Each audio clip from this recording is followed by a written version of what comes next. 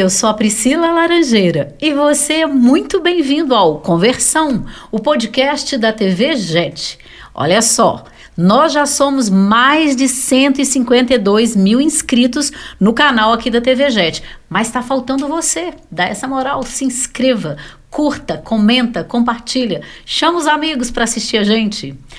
O nosso convidado de hoje, ele é psicanalista, mas ele também é criador, fundador e diretor do instituto que leva o seu próprio nome. Ele também é palestrante, é escritor, é pastor, teólogo e cuida maravilhosamente da Clínica da Alma. Bem-vindo, pastor Francis Bittencourt. Muito obrigado, é um prazer estar aqui com vocês. Legal demais. Olha só, Clínica da Alma é também uma menina dos seus olhos? Com certeza. A Clínica da Alma é um projeto que nasceu no coração de Deus inicialmente e foi transportado para o coração do pastor Jorge Linhares. E eu tive o privilégio, a honra de ser convidado por ele para dirigir esse projeto. De estar no nosso 3º ano de direção desse projeto. E é um projeto super sério, né? Porque lida com as emoções das pessoas. Sim. Cura dessas emoções, né? Exato. É uma demanda que é crescente no nosso tempo.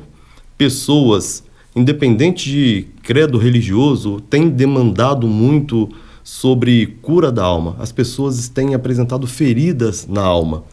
E a Organização Mundial da Saúde, ela já reconhece a espiritualidade como parte integrante da saúde mental.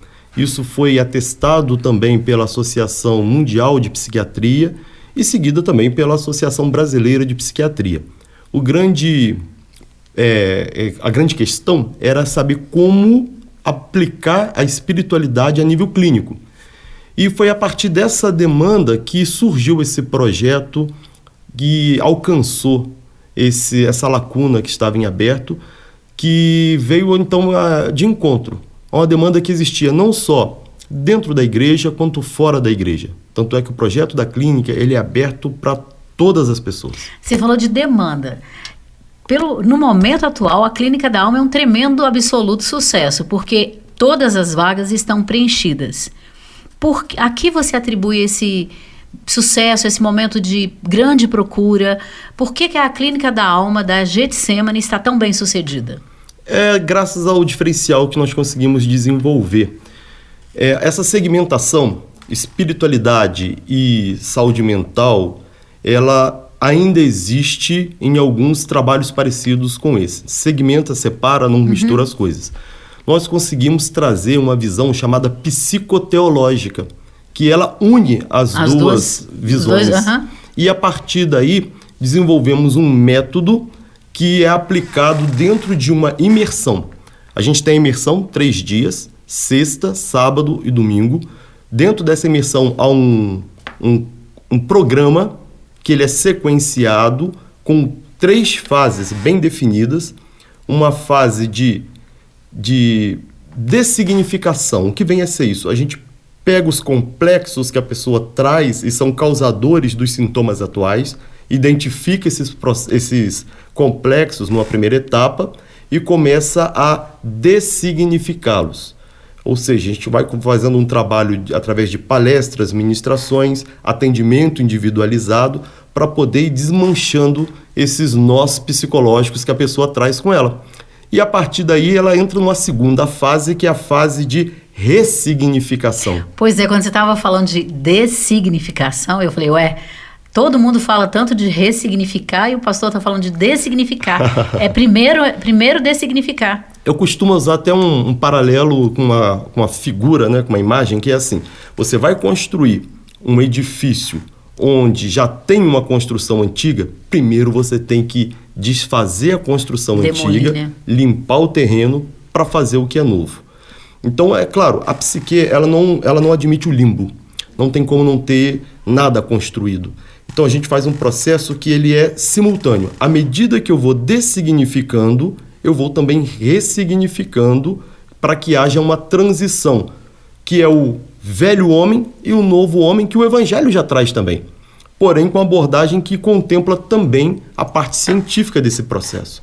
E acredito que É justamente esse diferencial de unir ciência e fé, de um programa que segue uma cronologia lógica de dessignificar, ressignificar, e a última etapa é a neossignificação, que é onde a gente evoca... Tudo se faz novo ali, né? Exatamente.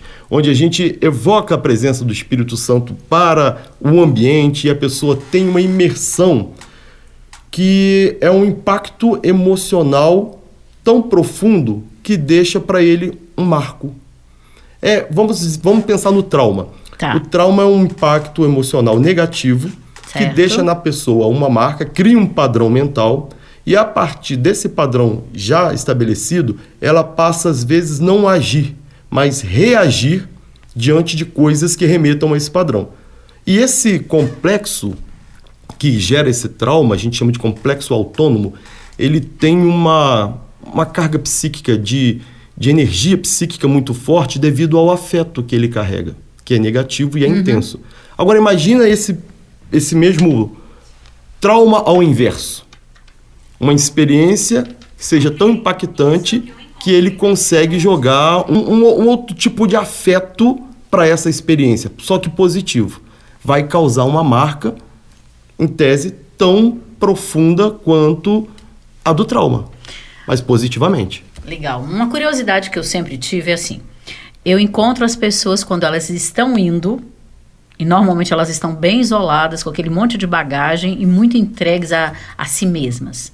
E quando elas voltam, elas já estão mais leves, as bagagens estão lá ainda, as bagagens físicas, mas elas já estão mais enturmadas, começam a testemunhar como foi bom. Eu sempre tive curiosidade.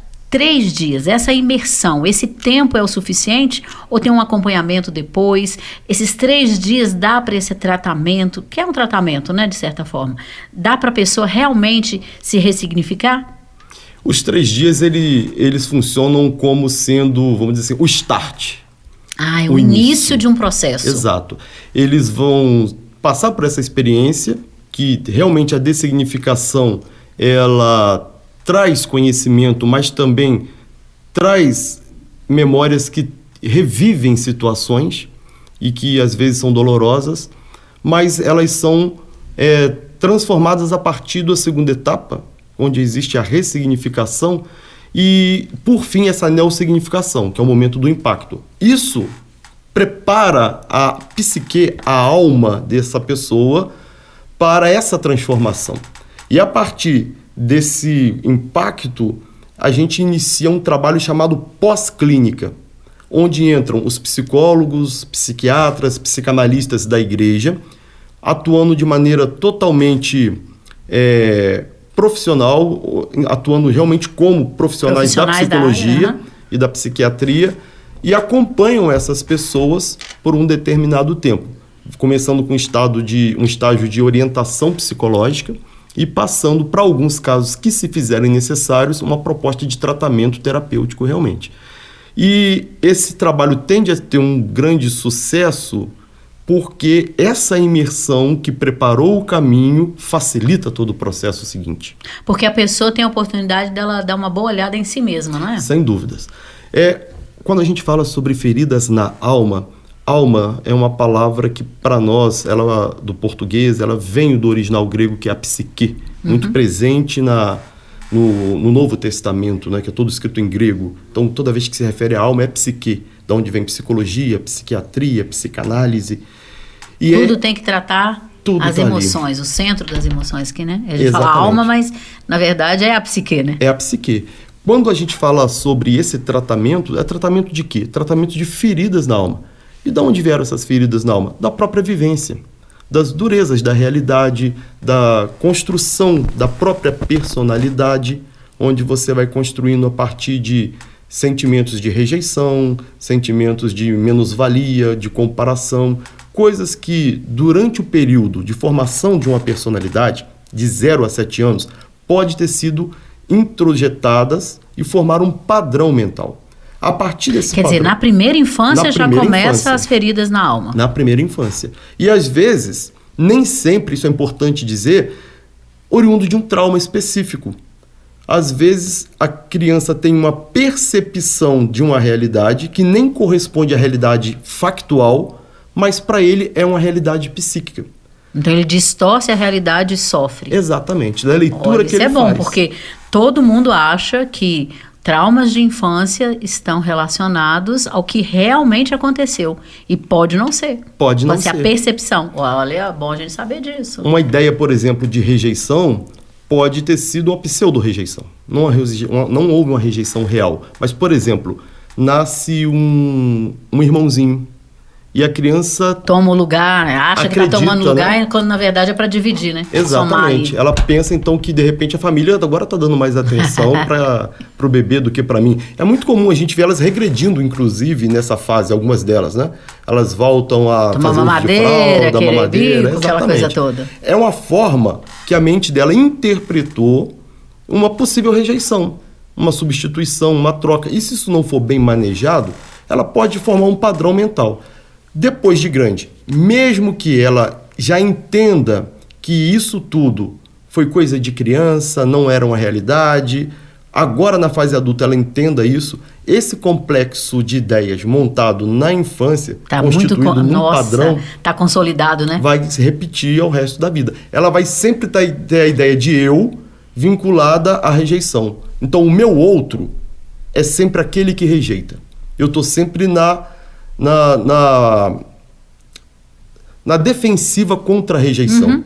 Aí eu posso fazer o que para evitar a rejeição? Por exemplo, eu posso, para evitar a rejeição... Me tornar agressivo.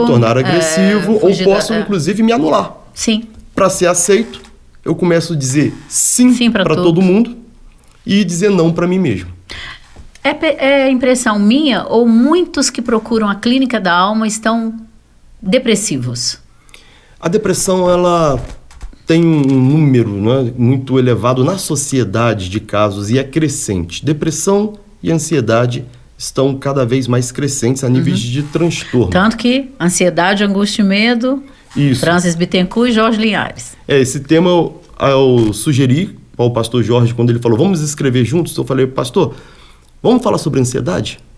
Porque depressão é o mal do século, mas a ansiedade ela vem crescendo junto nesse Talvez processo. A ansiedade seja o precursor, o start para a depressão, né? Em muitos casos, sim. A gente chama de depressão ansiosa, né? E também... tem depressão ansiosa? Tem. Você carrega as duas coisas juntos ali.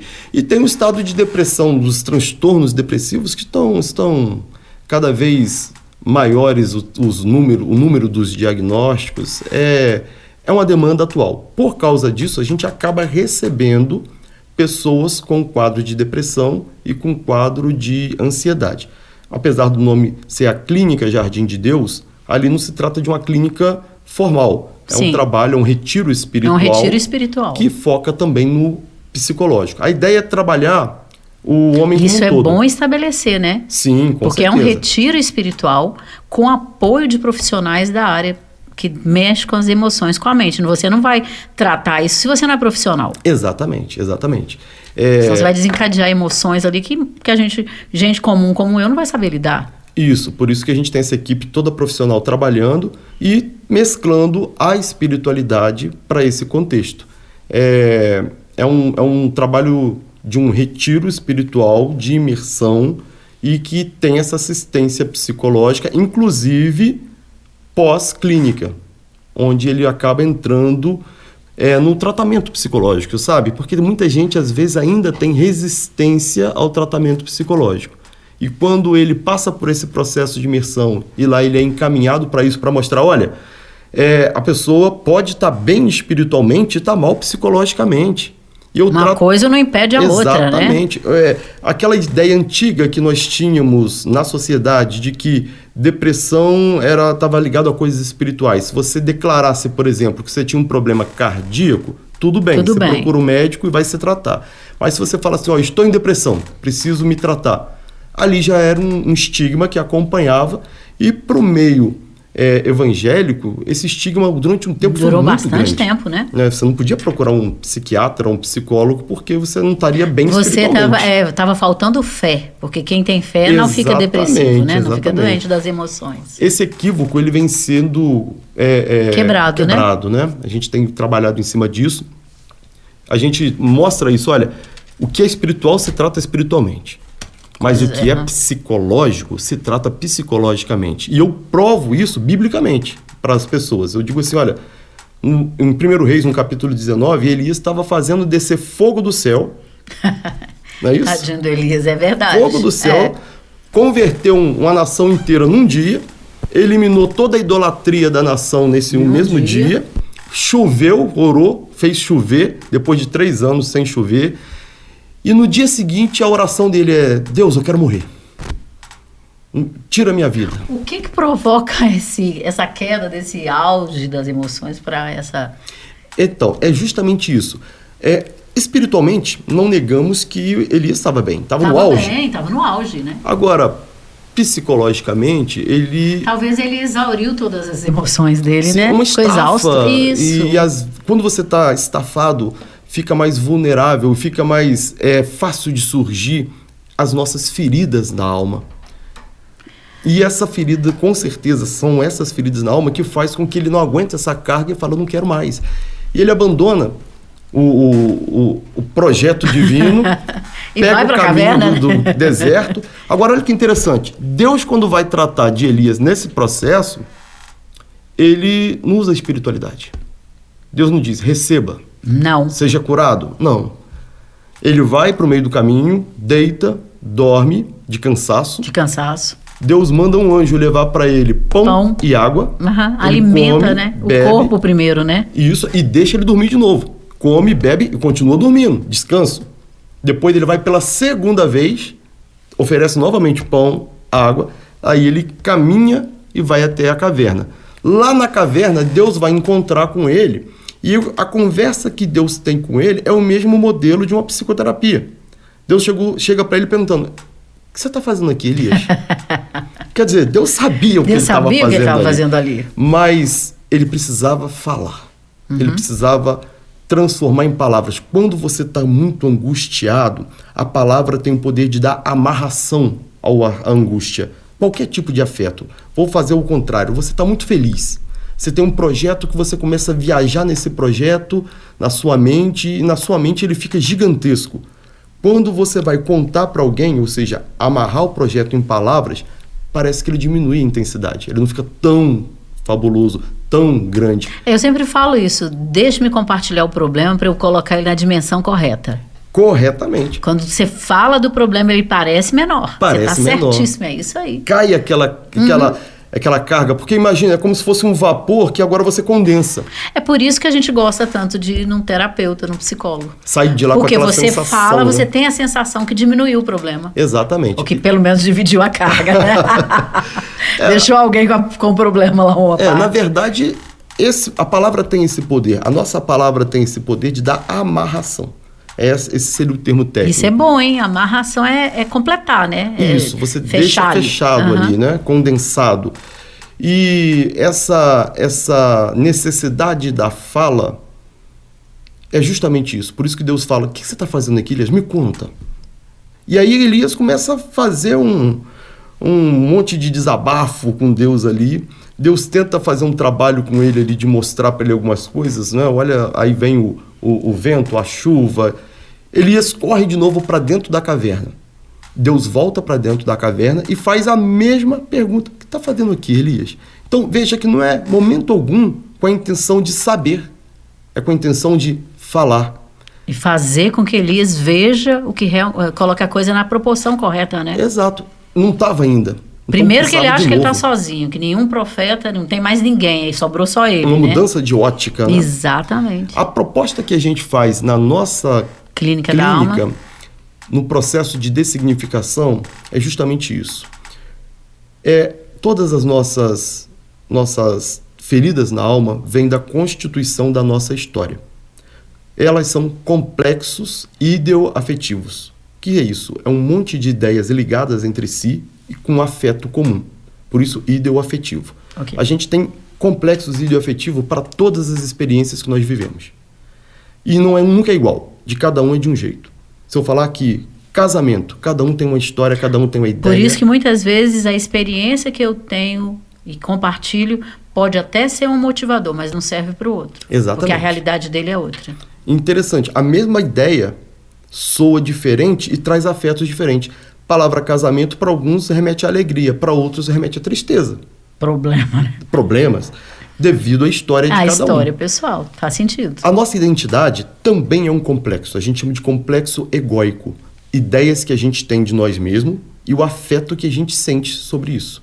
Eu posso gostar muito de quem eu sou, posso gostar pouco de quem eu sou. Ou às vezes não gostar nada de quem eu sou. Aí entra a questão da pessoa saber quem ela realmente é, né? Descobrir a identidade para ela se aceitar ou não. Isso aí é um grande ponto também que a gente toca lá, que é o seguinte. Você não descobre quem você é. Não? Você decide quem você vai ser. Opa! Vou explicar melhor. Conta aí, a gente que eu já olha... tô tentando me decidir aqui que eu sou. A gente olha pro espelho para poder se enxergar. O espelho psicológico existe. É o olhar do outro. O primeiro outro que nos interessa é o outro que faz a função materna.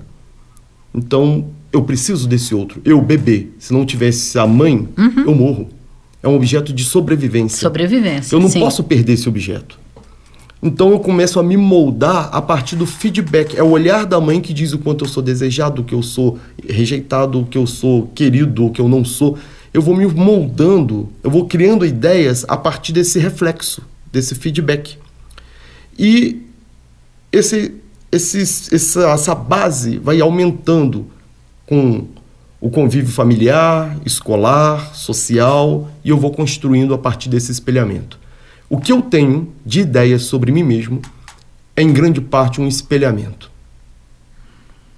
Espelhamento então, do na olhar verdade, é quase como se o que os outros veem a meu respeito, que constitui minha personalidade. Eu acredito nisso e construo a partir disso.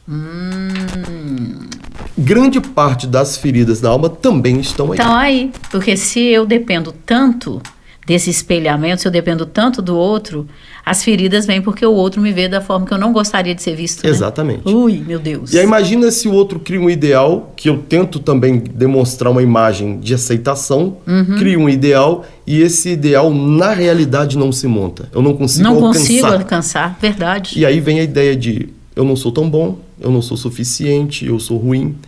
Fora os vastos traumas. E aquela história que todo mundo fala de que a falta da figura paterna interfere na formação do indivíduo.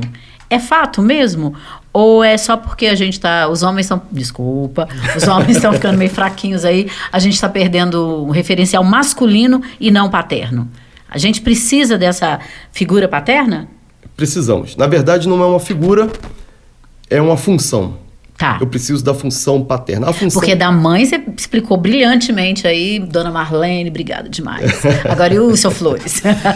Bom, a função paterna, ela é um pouco diferente do que o senso comum costuma mostrar. Quando fala assim, a pessoa teve um pai muito ausente, remete logo àquele pai que não para em casa, viajou demais, teve que trabalhar muito, não dava muita atenção, mas não é uma realidade. O pai ausente é a função paterna ausente. Como que ela se dá? A função materna é cuidar e educar. Okay. Então, ela proporciona a sobrevivência. A criança ela tem um desejo pulsional, que é a sobrevivência. E a mãe, ou a pessoa que faz a função materna, não necessariamente a mãe, essa pessoa ela vai ser um objeto de desejo dessa criança, porque ela atende esse desejo de sobrevivência.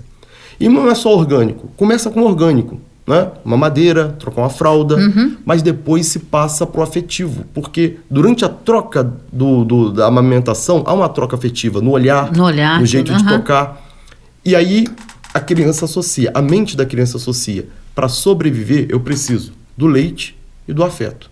Então isso é a função materna, é um cercadinho de proteção que vai me dar... super bacana, né? É necessário, inclusive, vai me dar no futuro um senso de preservação. Agora você imagina a criança dentro de um cercadinho, aquele chiqueirinho que a gente coloca a criança, né, para ela brincar. Sim. Agora imagina ela com 20 anos ali dentro.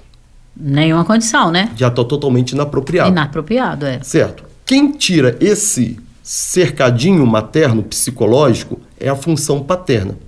De que forma? A criança internaliza a mãe, o ego dela está atrelado à maternagem, e isso forma uma simbiose mãe-bebê. Então esse ego fica infantilizado e maternal ao mesmo tempo. ok?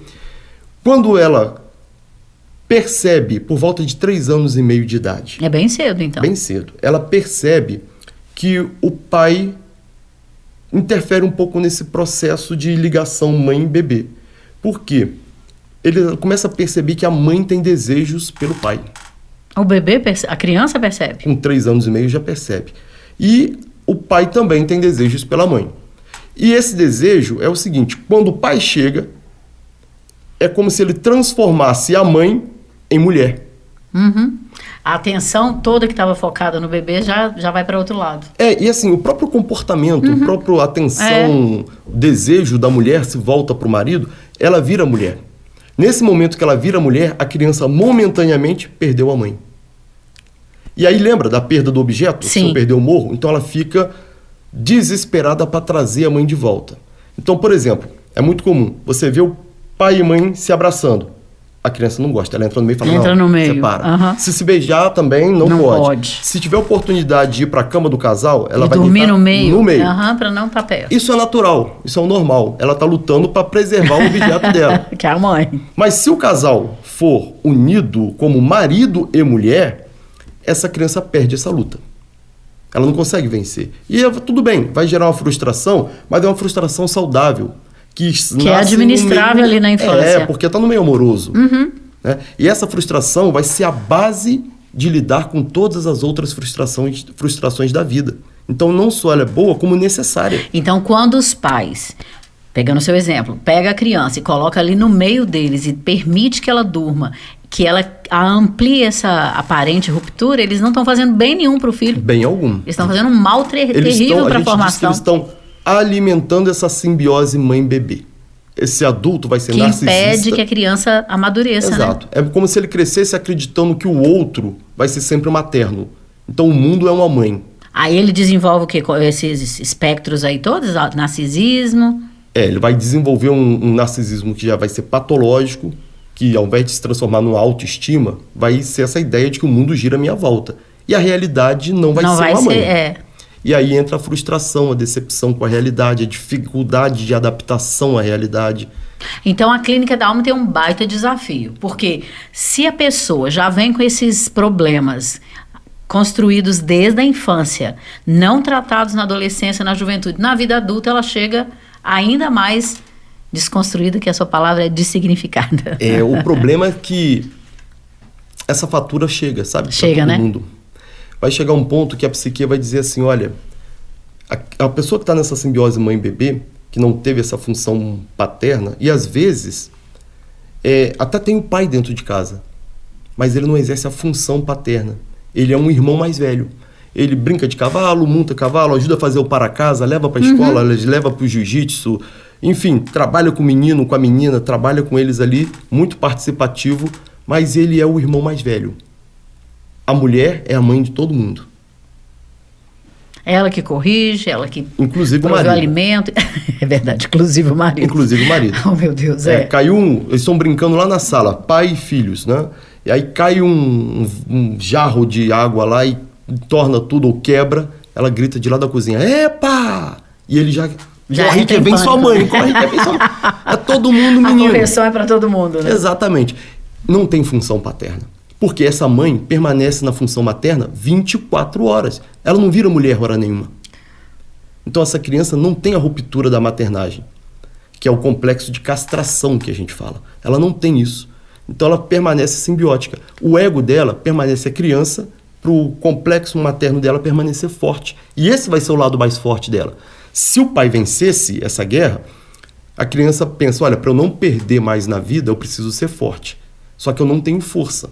Porque eu acabei de perder. Uhum. Então, se eu não tenho dentro, eu tenho que buscar fora. E qual é a fonte de força que eu acabei de conhecer? O pai que me venceu. Opa! Aí começa essa nova construção. Se o pai, se a força, né, passa a ser um elemento vital, assim como o leite e o afeto, o pai se torna um objeto de desejo tal qual a mãe era. Aí acontece um equilíbrio. Somente aí acontece o equilíbrio. Então, a nossa sociedade está desconstruída porque está perdendo esse equilíbrio.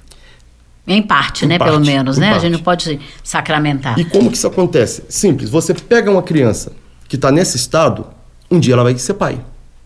Ela vai crescer Ah, meu vai ser Deus, pai. E ela não tem a função paterna desenvolvida, ela é o eterno criança. Ele vai casar já com uma mulher que vai ser mãe dele. Nossa, aí o problema só fica mais complicado. É uma maldição hereditária. Nossa. Ela é inteiramente psicológica, não espiritual nesse aspecto. Claro, então você está tirando a espiritualidade de todos os aspectos? Não. Mas olha só, na parte espiritual há um consenso de que demônios se alimentam de feridas na alma. Onde ele tiver a brecha para poder entrar é que ele vai trabalhar. E essas feridas na alma que são um espaço para isso. Então vamos lá. Pode ter ação demoníaca em algumas das coisas? Pode. Mas antes disso, tinha uma ferida na alma, que nunca foi trabalhada. Então a gente tampona isso para que haja libertação. Tá, então primeiro a gente vai tratar na clínica da alma a ferida, para depois ir para o aspecto espiritual, para esse momento de novidade de vida. Exato, porque senão você, vamos colocar assim, expulsa o demônio, ele sai e volta com a casa adornada, né? E traz mais 7. Traz mais 7, aí é isso aí. Tá, a gente está quase terminando. Me fala assim, para o pessoal que está nos ouvindo, por que é importante você fazer a clínica da alma, participar da clínica da alma? E é para todo mundo? É para todo mundo, é para todo mundo. É justamente... Não é porque a pessoa teve um trauma de infância ou um trauma atual. Essa própria construção da personalidade que eu disse já nos traz muitas limitações por conta dessa história de ser construída a partir do espelho que é o outro. O que a gente faz ali? A gente faz na clínica exatamente o que o batismo de Jesus simbolizava. Jesus não batizou para remissão de pecado. Né? Quando ele é sepultado, ele estava dizendo assim, morre aqui o Jesus, filho da Maria, filho do José, com todas as mazelas que ele teve na infância de ter que fugir com 2 anos de idade, porque Herodes estava mandando matar as crianças, todas essas dificuldades. Foi arrimo de família e tudo mais. Quando ele levanta, ele está dizendo, surgiu um novo homem. E quem é esse novo homem? Não é mais o filho da Maria, nem o filho do José? Quem ele é? Aí vem uma voz do céu. Esse é meu filho amado, que me dá muita alegria, né? Em quem me compraz, o Filho de Deus. E o Espírito Santo então vem sobre ele. Maravilhoso, né? Esse é o processo da clínica. Você vai para lá na dessignificação, você vai sepultar tudo que foi construído através dos seus espelhamentos. Sepulta tudo. E quando você levanta, você sai com uma nova mentalidade. Quem eu sou? Eu sou aquilo que Deus diz que eu sou. Filho e filha de Deus. Porque Jesus veio como sendo unigênito e durante o processo ele se torna primogênito. Sim, nós somos irmãos, um irmão mais velho é Jesus. Exatamente. Co-herdeiros, meu Deus, é privilégio demais, sabe, né? Não é sobre religião, é sobre uma mudança de mentalidade, que Paulo fala, transformai-vos pela renovação da vossa mente. E aí você vai experimentar a boa, perfeita e agradável vontade de Deus. A gente mostra isso lá personalizado. Olha, para o seu caso, a transformação aqui é essa. E aí a pessoa tomando consciência disso, ela se posiciona. Quando ela se posiciona mentalmente, transforma a mente e acredita que ela é filha de Deus, não aquela história passada, mas o que ela decidiu, que o batismo de Jesus foi uma decisão dele. Quando ela decide ser esse novo eu e larga tudo para trás, esquecendo das coisas que para trás ficam. Nossa, isso é maravilhoso prossegue para o alvo, né? Que é Cristo, ela se transforma no filho. E é por isso que quando eu vejo o pessoal voltando da clínica da alma, eles já estão diferentes. Exato. E a gente coroa essa mentalização com o batismo do Espírito Santo. Com o batismo. Que é no último momento. Porque aí ela tem aquele impacto emocional pela presença de Deus, que monta um campo maravilhoso, e ela já com a mentalidade de filho e com o Espírito Santo, é exatamente o que simboliza o batismo. Ela toma a mentalidade que eu sou filha de Deus, eu sou filho de Deus. E o Espírito Santo depois vem sobre ela. Fecha o pacote. A pós-clínica é para ela manter isso até se tornar um novo padrão.